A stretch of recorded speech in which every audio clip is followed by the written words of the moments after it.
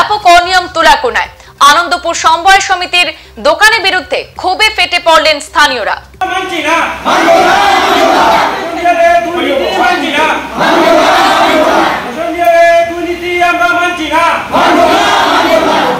খাদ্য সুরক্ষার চাল বন্টনের ক্ষেত্রে সরকার বিভিন্ন নীতি নির্দেশিকা বলবৎ করলেও একাংশ রেশন ডিলার কিন্তু এইসব নিয়ম নীতিকে তোয়াক্কা না করে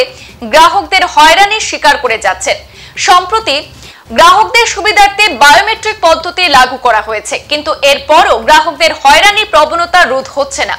এমন এক অভিযোগ উঠেছে রামকৃষ্ণনগর বিধানসভা কেন্দ্রের আনন্দপুর সমবায় সমিতির অধীন তুলাকুনা গ্রামের ন্যায্য মূল্যের দোকানে বাপন দাসের বিরুদ্ধে।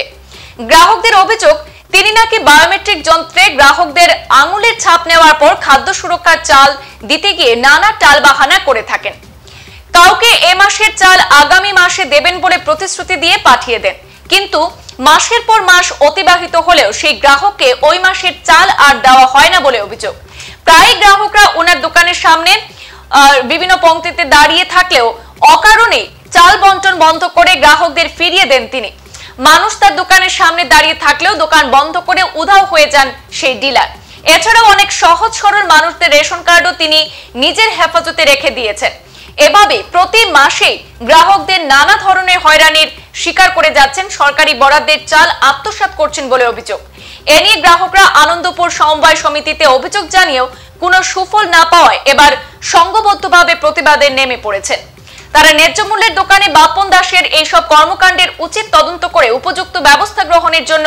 খাদ্য ও অসামরিক যোগান বিভাগের আধিকারিক সহ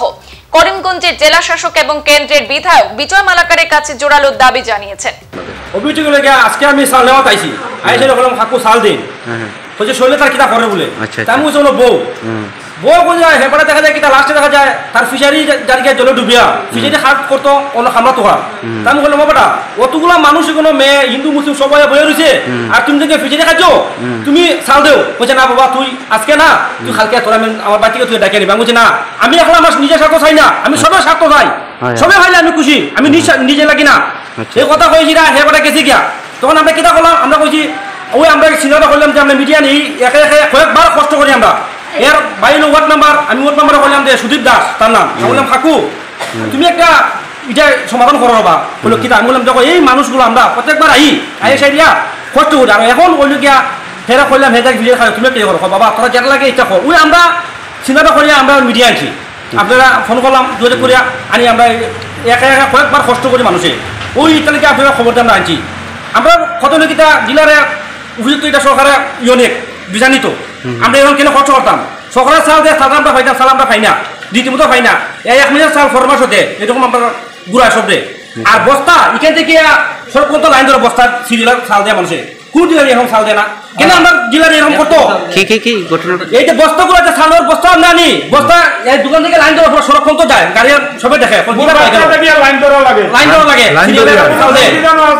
সাতটা মানে 2 দিন চাল দেখার মর্জি মতো আর সবরে ঘুরায় মানুষে খাইমে চাল দেয় না। ওদের আজকে হচ্ছে মানুষ দেখতে বেশি গেছে কি দোকান চাল মিলিশ করতে পারতো না, গেছে কিনা চাল কেন দিত না, সব দিলে চাল দেয় আমরা কোনো চাল ঠিক মতো চাল দেয় না,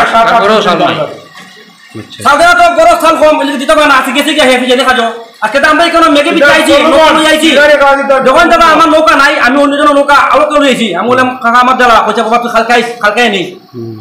এই নৌকা নাই আমরা অতুর জল ভাঙিয়েছি চাল নেওয়া কষ্ট করিয়া মেঘে ভিজিয়া কিন্তু হেগে ফিজে দেখা যাও আমরা হাজিরা নাই আমরা দিন মজুরি মানুষ খাত করে খাই জাল ভাই আনি খাই আমরা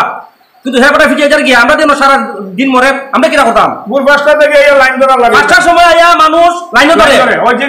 ধরে আয়া নেশবের দিকে কিনা নেনি কেন আমরা 5টার সময় চাল নিতাম আয়া। আজকে আমরা ছোট থেকে দেখি আর মানে ডিলার ইয়েটা ডিলারের কি সমস্যা থাকে আমাদের সমস্যা কি সমস্যা কি আজকে দিব কালকে দিব চাল নেই সমস্যা থাকে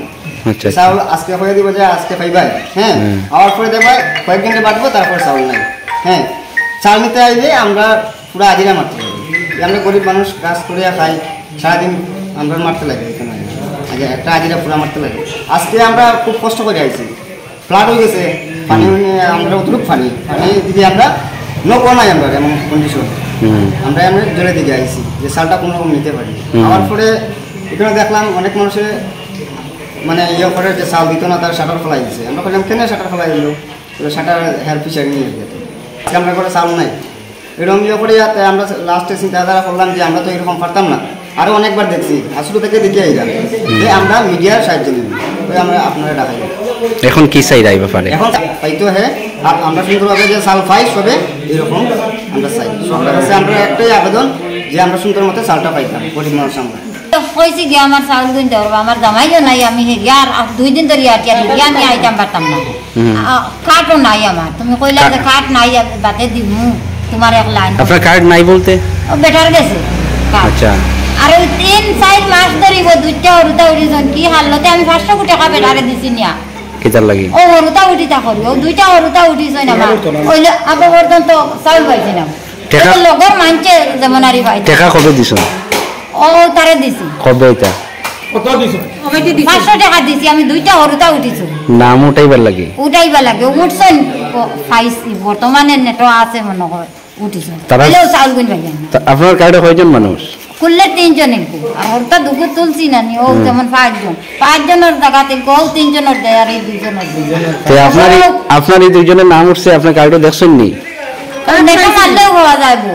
নাম আছে ও বেটা কইছে যেমন ওয়েলেট নাই ওয়েলেট দিমু ওয়েলেট নাই ওয়েলেট দিমু 3 এলেট ধরি আমার হাতাই সংবাদ এই পর্যন্তই, ফিরছি পরবর্তী অন্যান্য আপডেট নিয়ে। ধন্যবাদ।